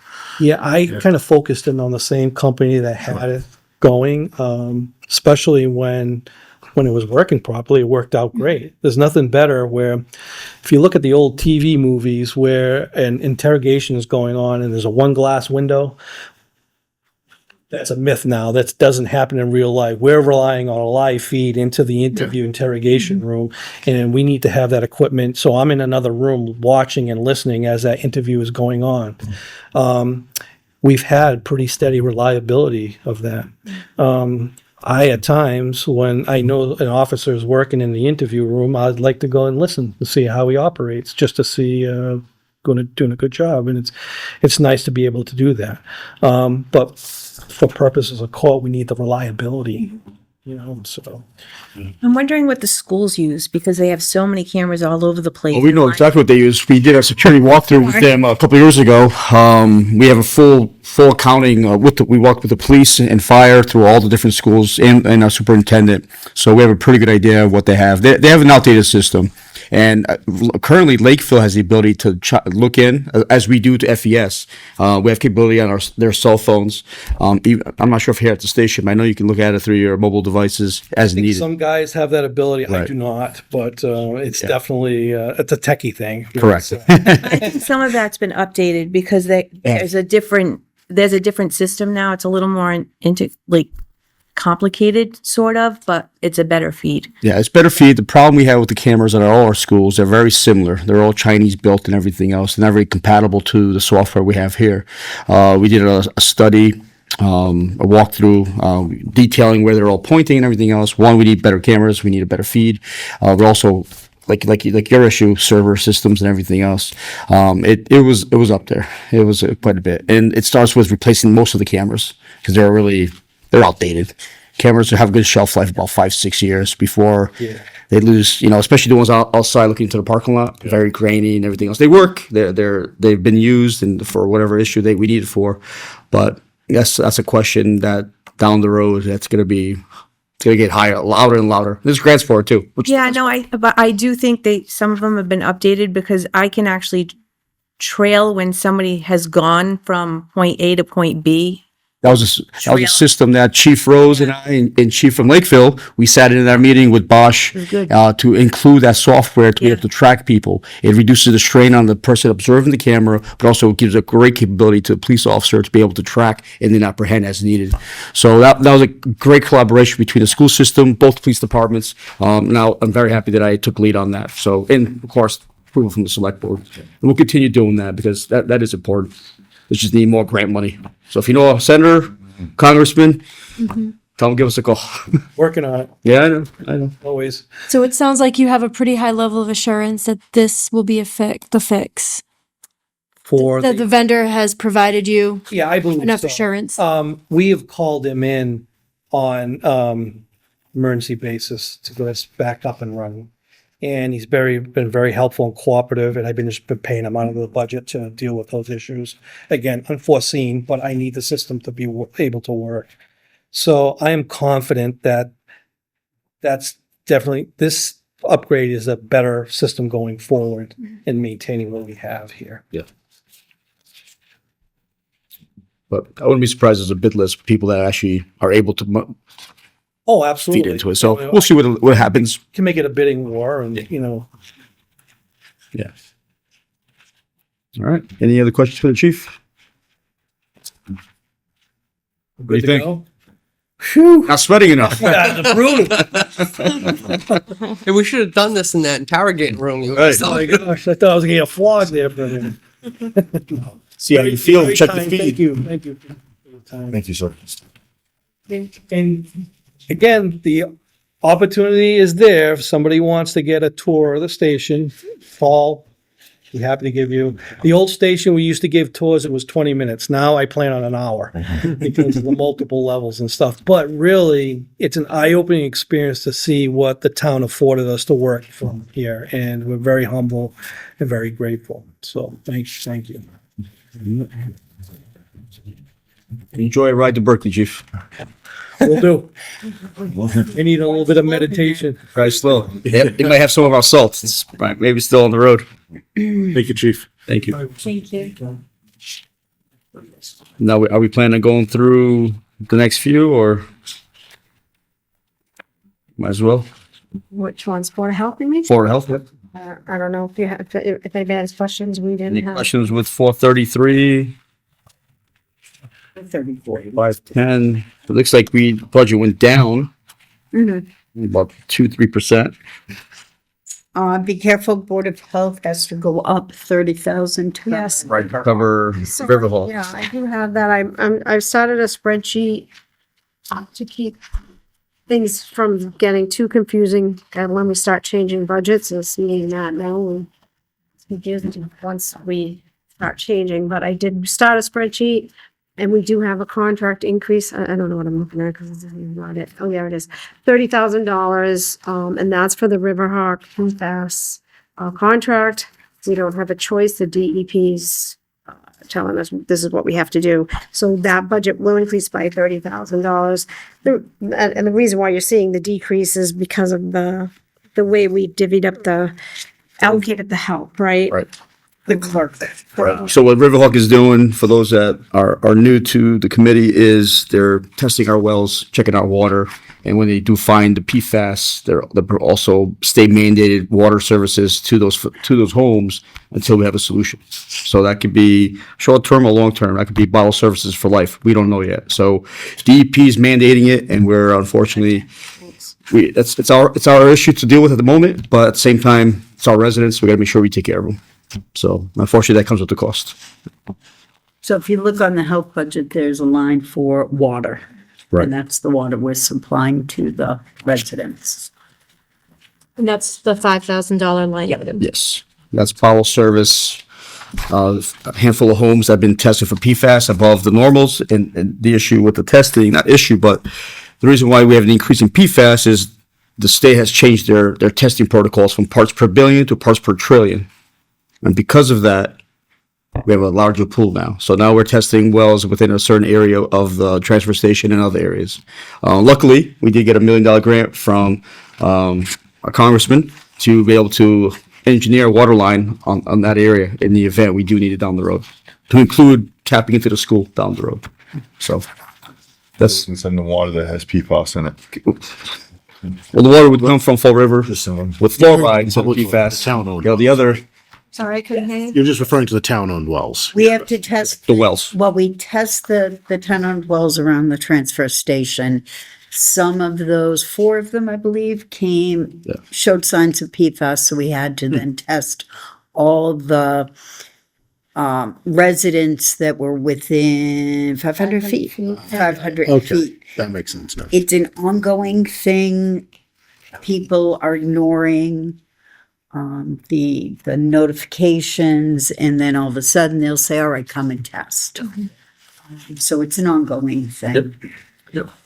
It's like Lope's point, they changed the levels and then They're moving the so goalposts. people are triggering over. The issue is also that your house has become a contaminated site and it's now listed as a contaminated site. So people don't want to get tested because they say, I don't want to deal with it. I'm not drinking the water. It's going to hurt my property value. Right. So you get the mix of both people. Yeah. We've done everything we could, from sending letters, knocking on doors, just asking, hey, can we test it? But understandably, it's their property and they can do what they want. And I understand that. But we're just there to help. So if they change their mind, we're there. And some have, others have continued to push back. And again, that's okay. But we want to make them aware. So hopefully they go out and self-test themselves. And maybe that's something that, in the background, we don't want them doing anything to their bodies that we don't, like our children and everything else. So ongoing, we'll stay on it. Hopefully that water line grant that we got for about $1 million, gives us something to work with, and then additional grants to possibly install it down the road. And that brand new paved road that Chuck will hate us for. So, all right. One thing I did want to mention to both committees and boards is that all of the department heads, the bylaw employees, put in a 2% increase per my letter, my suggestion of the budget. As we know, bylaw employees do not get steps increases. They don't get any of that. They only get COLAs on a yearly basis. So a little bit different than unions and contract employees that have the right to negotiate. Now, last year we did let most of the bylaw employees come before you and get wage adjustments and bring them pretty much where, hopefully in comparison of other towns. And I think we did a good job with that. But as all human nature, and as we've heard tonight, the 2% doesn't really keep up with inflation. So I'm putting out there that possibly we could give our bylaw department heads a 3% increase. What's in the budget is 2%. I've calculated what 3% would cost. It would cost the town $4,650. However, I think it would go a long way with the bylaw employees. So that's not a decision that you need to make tonight, but I do have this, and I'll pass it out. So, And what was it, at 2%, what would it have been? well, 2%, I didn't total it, but the 2% are already included. Okay. I just, an additional 1% for our bylaw employees would be $4,650. Now, that's just the full-time employees. I didn't, part-time employees, which we do have a couple of them, I just left them at the 2%. So something for the committees and the board to consider, and I'll give you these so that you have them to look at. And Deb, I know you're probably closer to them than all of us. You think that would go a long way in like goodwill and morale?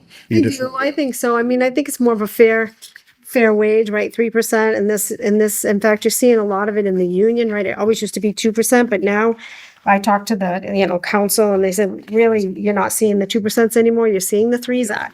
The problem is sustainability, right? And I keep saying that it's difficult just to sustainability. And one of the things that I'm working on once we get through this town meeting is I just met with Nancy, the planner, today.